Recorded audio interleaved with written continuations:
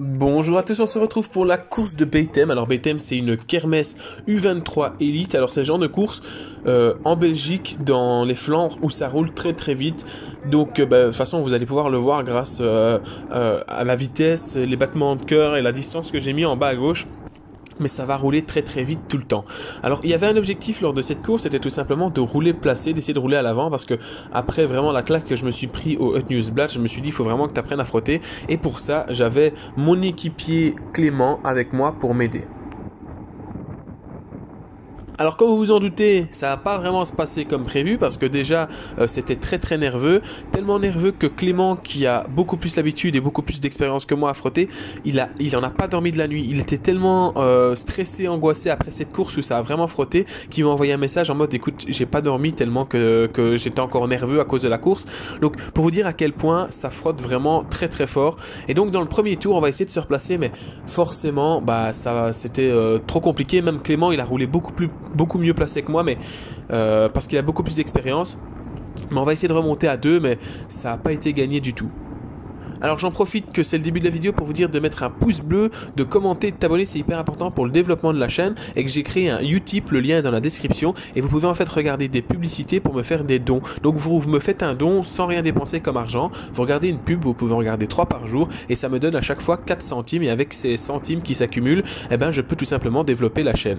Dans les projets par exemple, il y a un voyage qui se prépare à Nantes, et qui pourrait être bien à financer. Pour le moment je l'ai financé de ma poche, mais si vous pouviez m'aider, ça pourrait être pas mal. Et alors l'achat d'un nouveau PC pour faire des lives. On revient sur la course, et ici première frayeur, j'avais oublié qu'il y avait un terre-plein central, donc je suis obligé de passer à gauche au dernier moment. Et déjà les efforts que j'ai fait, parce que oui c'est des efforts, on dirait pas comme ça, mais quand le peloton roule à 45 km/h, essayer de remonter, c'est à dire qu'il faut rouler à 47-48 km/h, et en fait tous les efforts que j'avais fait, ils ont été perdus, ça a été des efforts faits en vain, donc voilà, c'était dommage. Alors énormément de cette partie de la vidéo se passe lors du premier tour, parce que forcément je vous le laisse toujours pour que vous voyez à quoi ressemble le circuit. Et donc ici en fait vous voyez que le peloton est totalement en file indienne, que ça roule très très fort, et ça va être comme ça en fait pendant les 120 km de course. Faut savoir que le peloton va avoir 45 km/h de moyenne sur les 117 km de course, donc c'est vraiment une très grosse moyenne, surtout qu'il y avait quand même pas mal de relances, et il y avait quand même pas mal de parties où ça montait un petit peu, c'était pas non plus des grosses côtes, hein, mais où c'était des faux plats montants, etc. Et alors ici, la relance qui est là, elle va faire mal à tout le monde à chaque tour, et à un moment elle va mettre fatale, vous allez comprendre pourquoi plus tard. Mais en fait on tournait ici à droite, on était là vent d'eau, et puis on va tourner à gauche, et on va prendre vent 3/4 d'eau. Et en fait le vent 3/4 d'eau, quand ça roule très très fort comme ça, eh ben c'est propice aux bordures. Donc déjà là moi j'étais en PLS à cause de la première relance, surtout que j'étais très mal placé. Et puis à gauche, à chaque fois je voyais les autres qui relançaient déjà à bloc, et je dis oh là là, j'ai toujours pas freiné pour le virage. Et donc là ça tourne à gauche, et là à chaque tour, pas celui-ci mais vous allez voir plus tard, à chaque tour en fait ça bordurait, et tout le monde était en file indienne, tout le monde roulait au-dessus de 50 km/h, même parfois proche des 60 km/h, et c'était vraiment très très rude de pouvoir garder les roues. Alors cette course en fait je vais réellement la subir, hein. Je vais être derrière dans la ficelle, dans la bordure toute la course, donc c'est pas des courses marrantes à faire. Et plus les kilomètres passaient, je me disais bon allez, c'est bientôt fini, c'est bientôt fini, c'est bientôt fini, et en fait ça va se finir plus tôt pour moi, tout simplement parce que j'ai cassé ma cassette.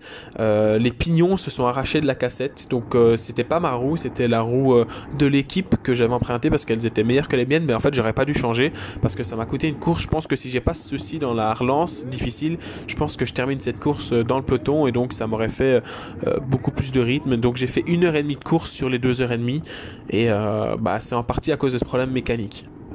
Alors ici on rentre dans une petite roue après avoir roulé à bloc. En fait tout le monde voulait se placer, on tournait à droite, et puis ça montait légèrement à 2% maximum, et c'était le moment où j'étais le mieux en fait. J'aurais dû maintenant avec le recul forcer, même si j'étais déjà bien à bloc, mais me mettre encore plus à bloc pour forcer à aller me replacer à cet endroit là, parce que j'ai l'impression que j'étais plus facile que les autres dans cette petite côte.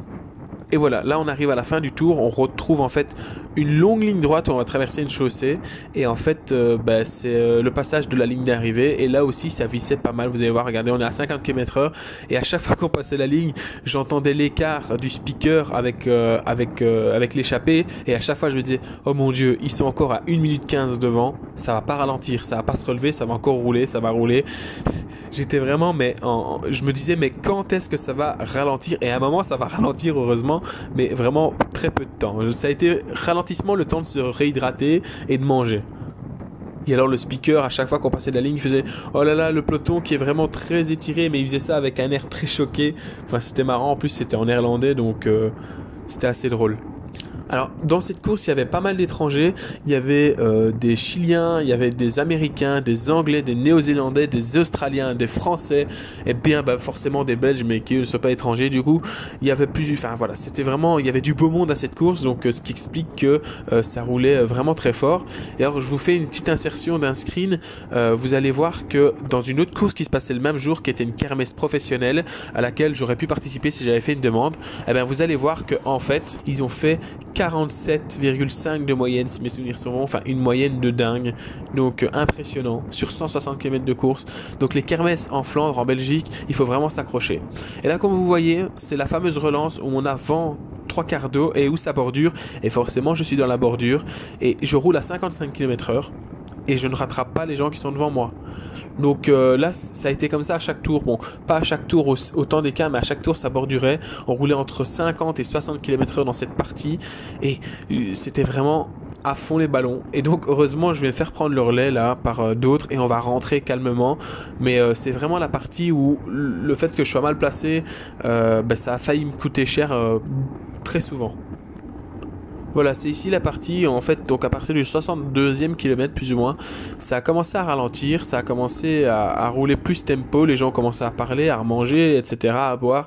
Donc c'est ce que j'ai fait, j'ai essayé de remanger, de bien me réhydrater, et c'était quand même pas possible de se replacer parce qu'en fait, je sais pas, en fait si c'était possible de se replacer, c'est juste que j'osais pas y aller, quoi, c'était un petit peu la guerre comme le Newsblatt, donc je me suis dit, bon, il y a moyen que ça reste là et que je reste là et que je finisse la course. Mais forcément c'était sans compter sans le problème mécanique. Donc là on prend la petite bosse vent favorable. Là on tourne à gauche et là je casse mes pignons en fait. Donc je me dis aïe ça y est. Donc je perds des mètres à cause de ces pignons. J'essaye de relancer comme je peux mais ça saute en fait. Ça fait gling gling gling. Ça saute vraiment et je me dis bon allez on essaye de le faire. Je remonte des dents en me disant peut-être que ça va passer. Mais ça passe pas du tout. Du coup je mouline trop petit. Je rentre pas et là je les vois s'éloigner. Et là dans ma tête je comprends que c'est terminé, que là le TGV s'en va sans moi. Je roule à 50 km/h et je me fais jeter quoi. Et eux pareil ils vont me laisser sur place parce que j'arrive pas à y aller en fait. La cassette saute. Et donc pour le moment avec Quentin on a vraiment pas de chance au niveau matériel. Vous êtes beaucoup à nous le faire remarquer. Mais voilà c'est comme ça, c'est des choses qui arrivent. J'espère que la chance va tourner parce que c'est pas possible quoi. Alors c'est le genre de course en plus où il n'y a pas de voiture pour... c'est des kermesses, c'est des courses de village. Donc c'est pas possible d'avoir une voiture neutre pour changer, etc. Donc là je comprends clairement que c'est terminé, je ralentis. Et voilà, ma course s'arrête là. C'est dommage parce qu'il restait plus qu'1 heure de course. Et sincèrement, je pense que sans ce problème et avec un meilleur placement comme d'habitude, j'aurais pu terminer. Merci d'avoir regardé cette vidéo, on se retrouve mardi prochain pour une nouvelle vidéo. Les vidéos c'est le mardi et le samedi à 18 h. Et voilà, ici on a le premier groupe de 4 coureurs. Next time you follow.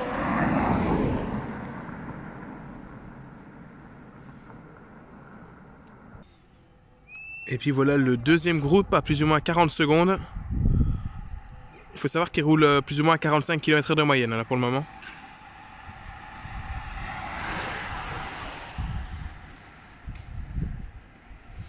Et puis à 1 minute, il y a le peloton qui arrive et c'est très étiré.